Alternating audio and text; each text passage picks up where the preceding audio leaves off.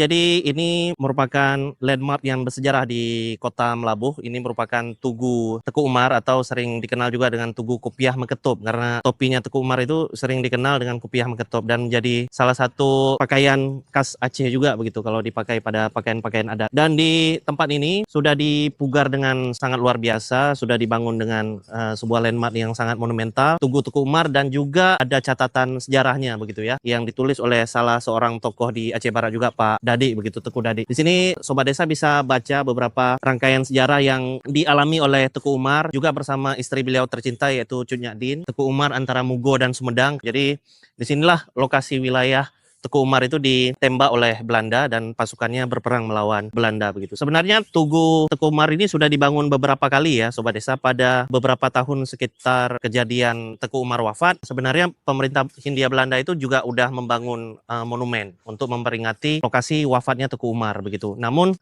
karena lokasinya ini di dekat bibir pantai, tugu yang dulu itu sudah tergerus dengan ombak begitu. Kemudian dibangun lagi oleh pemerintah daerah.